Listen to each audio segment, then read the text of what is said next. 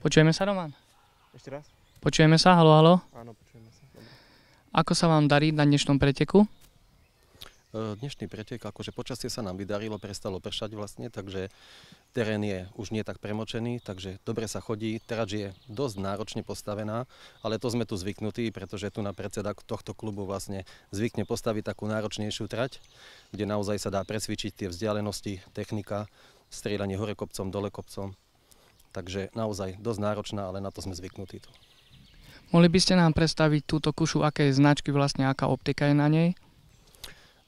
Väčšinou preferujeme kanadské kuše, ktorá má vlastne svoju tradíciu. Už roky rokúce vlastne patria medzi najlepších výrobcov kuší.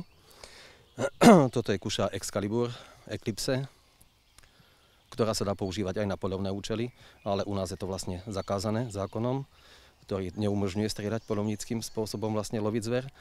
Takže sa využíva len na preteky, čo je vlastne imitácia z skutočného vlastne lovu. A akú máte optiku, aké tu je približenie?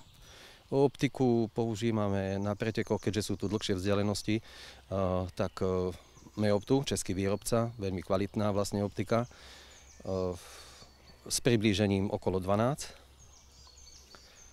Nakoľko tie vzdialenosti sú dosť ďaleko a tie zóny zásahové sú dosť maličké na tých 45 metrov, keďže máme maximálky na 45 metrov vzdialenosť, takže tá najmenšia zóna je veľmi maličká, takže aby sa dala rozlíšiť v tom puškohľade, tak je nastavená až na 12.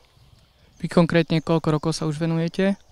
Konkrétne kušostrelbu som začal vlastne preferovať tých 5 rokov spätne dozadu a vlastne stala sa toho, dá povedať, závislosť. Dobre, Akú silu má takáto kuša? Silu táto kuša má, náťahová sila je tu 200 libier a dostrel, isto vás bude zaujímať, je do tých 500 metrov. A vlastne dá sa povedať, že smrtiaci účinok alebo účinná streľba je do tých 100 metrov.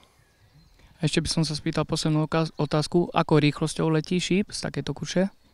Okolo 106-104 metrov za sekundu. Dobre, ďakujem.